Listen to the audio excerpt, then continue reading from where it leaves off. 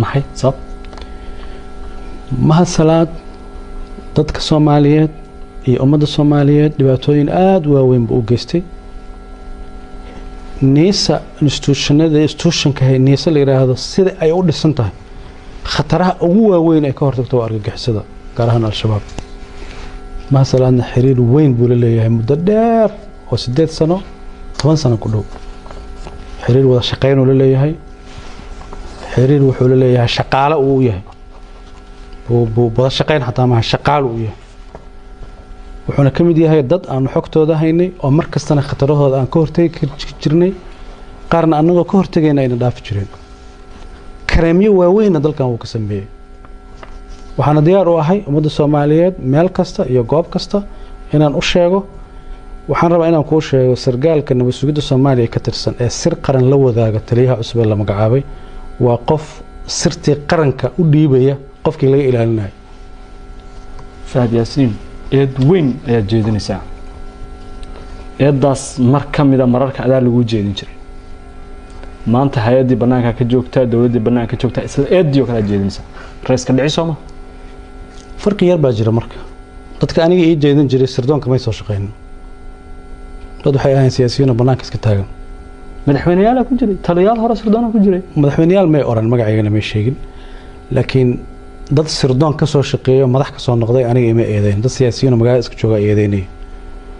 laakiin aniga faylal aan la dhaqmay oo aan la macaamalay oo gacanta ku hayay oo ka shaqeeyay oo resultigoodi aqaano way waxaan ku sheegaa hal iyo labo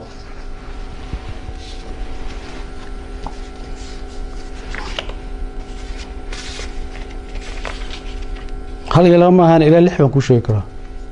fadal soo dhawo ilaa 6 baan ku sheegi laakiin canaawin aan baan ku sheegayaa sababtoo hay'adii khusaysa tafaasiisha la siin karaa adi wariyata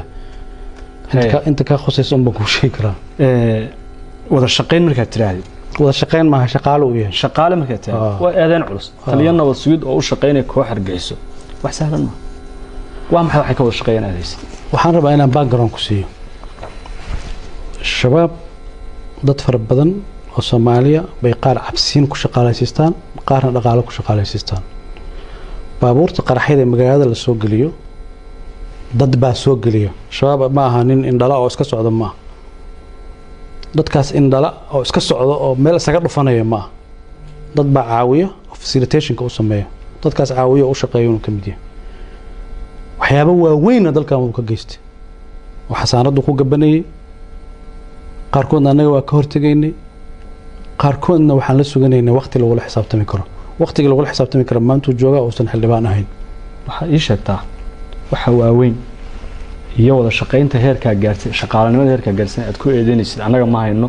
sarunteeda iyo xaqiiqadeeda adiga ma hayn kartid adiga ii sheegay waa maxay kiisaskaas dadka Soomaaliyeed la wadaag waa badan yihiin laakiin waxaan ku sheegayaa mid qof kamid ah hadda uu nool yahay oo joogo caafimaad qabo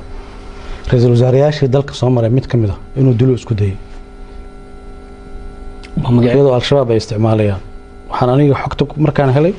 ra'iisul wasaaraha saan wacay mahad salaad iyo qof la socda ma ku imaanayaan ha qaabili baan ku farqiga u dhaxeeya 25 daqiiqo ahayd 25 daqiiqo oo aniga aan soo dhaxgalay baan ku noolaaday waa kee ra'iisul wasaaraha mar raba magaciisa inaan sheego hadda laakiin madaxda qaranku ka mid noqday hay'adda joogta xilliga xogtan ogaatay hay'addan joogay mar waxaa jirtay labada aqal ee baarlamaanka iskool bolisiya shir loogu qabanayo taariikh oo madaxweynuhu uu furiyay taariikhda hadda exactly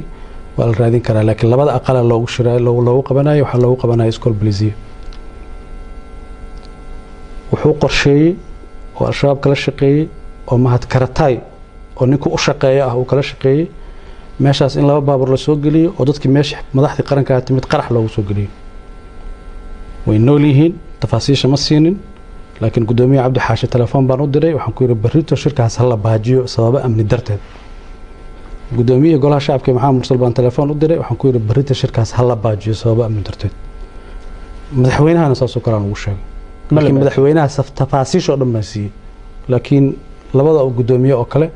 waxaan u sheegay sabab amni darro oo argagixisadu maleegayso inay qayb ka tahay mala joojiyay shirkiisa lagu baajiyay goobtiisii la bedelay markii dambana wuu baaqday iyo in la qabtay hadda ma xusuusto laakiin goobtii iskool bolisiyo lagu qaban lahaa waa la kansalay wixii aniga ii muhiimsanaana goobta in la kansalay ahayd isagaana abaabuliyey taliyihii niisa nin la yidhaahdo qoojayare oo dhusmareeb bannaankeeda lagu dilay mahad salaadaa qorsheeyey asagaana dilay niisa taliyihii niisa ee joogay meesha la yidhaahdo dhusmareeb qoojayara la yidhaahdaa nin dhallinyaro ah oo caqli badan oo degan oo qiimo lu ahaa gaalkacyo qarax baa ka dhacay isagaa fuliyey oo ka shaqeeyey oo taliyihii ciidanka militariga qaybtaas madaxda ka ahaa isna qoojaa la oran jiray iyo laba sargaal oo sarsaro oo ciidamada militariga Soomaaliya ka tirsanaa waxaan loogu talagalay xafladda markii la baxo wax allaali wixii ku jiro dhan inay dhintaan oo meesha ku qarxaan qarxas xay ka dhacay gaalkacyo ka dhacay taliye qooja ku dhintaan ku dhahay taliye ciidanka militariga haystay laba taliye oo sarana waa ku dhinteen oo taliye danab waxa uu la jeedaa qarxii ra'iisul wasaaraha markuu gaalkacyo booqanayay ee dhacay galab meel barxadaas oo dadka kula hadli rabo waxaan loogu talagalay shirkaas oo dhan in lagu carqaladeeyo dad Soomaaliyeed oo fara badanna meesha ku dhintaan asaga abaabulay asagana ka dambeeyay waana xaqiiqo marqaati iyo cadeyn iyo cid loo ogeyd iyo cid kasto kamid ah tafaasiishadan aan sheegi karno magaalada Muqdisho hoobiyaal fara badan lagu soo ridi jiray hoobiyaasha asaga gadi jiray asaga isku dubar ridi jiray beesha laga soo ridaana asaga ka soo ridi jiray waxa intaas ka yaab badan baan ku sheegayaa wuu ogaa in anaga ognahay laakiin wuxuu ku gaban jiray xasaanadu haysto xildhibaanimada ahayd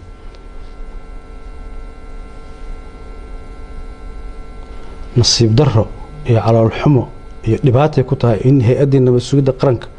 nin amniga dalka khatar ku ah inta loo dhiibo madax looga dhigo waxaan u maleynayaa in lagu sifeyn karo fadeexadii qarniga ka dhacdaynta ma dhamaysatay kiisaskii intaan hadda ugu muhiimsanaa ku sheegay waxaan ku diina fahad waxaan markay dhacayeen ama xogtan aad helaysan niisa joogtay qayb ka mid ah sabab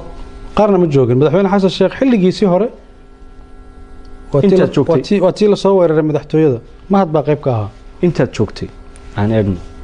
wada shaqayntan aad shaqaalaha iyo wada shaqayntan aad sheegaysa ee maanta mahad ku eedeynayso hay'adda nabad sugidda qaranka haysatay taliyihii ugu sarreeyay ahayd dawladda Soomaaliyeed dhisnayd waa xildhibaan baarlamaanka ka tirsan maxay xogtiisa loo sheegay si sahal waxa la dhihi lahaa nin mucaaradaha la beegsanaya waana been sadis baa la dhihi lahaa wixii dhihi lahaa wax kale lama soo kordhiyeen ma wixii dhihi lahaa waa wax kale laakiin cadeymaha ay niisa hayso inay soo bandhigto mahad oo aan maanta taliye nabad sugid ahayn oo xildhibaan baarlamaan ku jira oo mucaarada maxaa loo sheegay hadda xildhibaan lama maxkamadeyn karo maxkamadeyn kama xogta in la sheego hadda xogta cidii khusaysaa loo sheegaa cid kasta lama sheego cidii khusaysaa loo sheegaya ra'iisul wasaare aan ku sheegay wuu ogyahay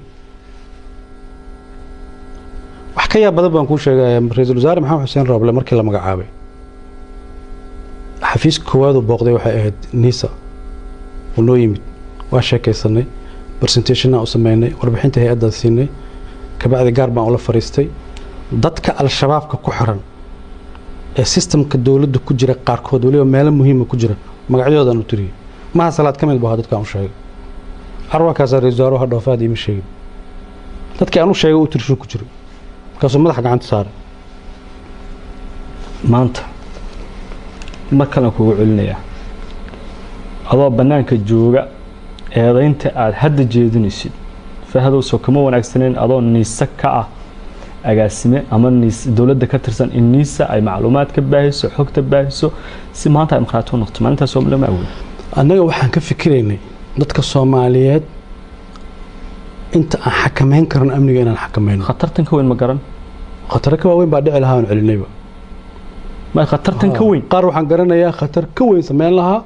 oon qabanay oon xakameynay oon joojinay laakiin aan diinay dadku inay magaalada kala cararaan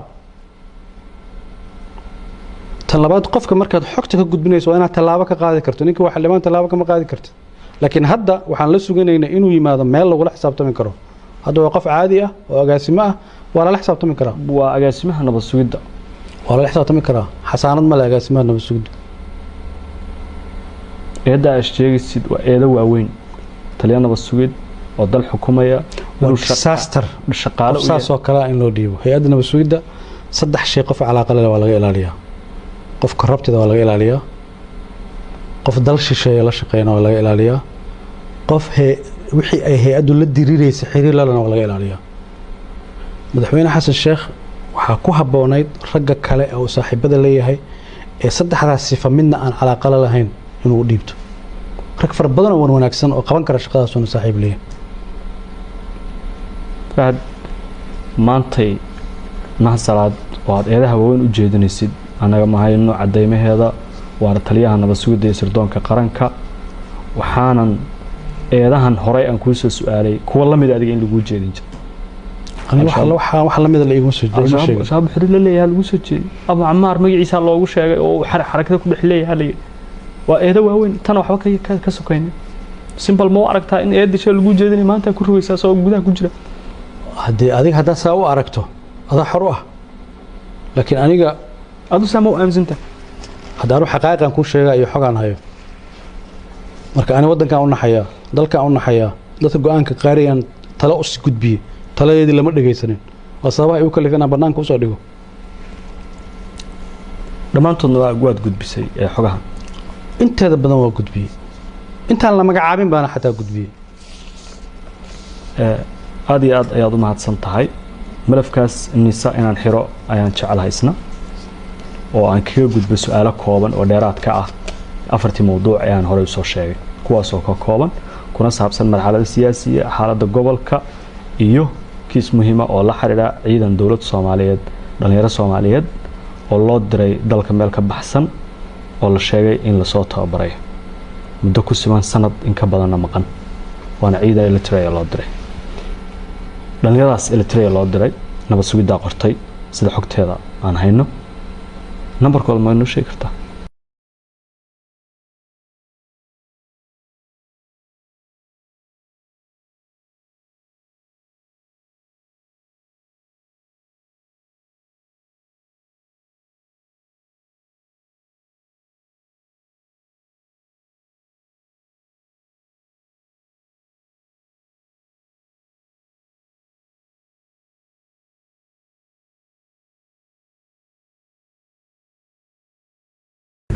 bishaaro waxaan kuugu bishaaraynayaa application-ka Baysi waxa uu ka caawinayaa inaad ehelkaaga lacag u dirto adigoo jooga gurigaaga iyo goobtaada shaqada loo diraha lacagtu waxay ugu dhacaysaa telefoonkiisa gacanta Baysi waxaad ka heli kartaa App Store-ka iyo Play Store-ka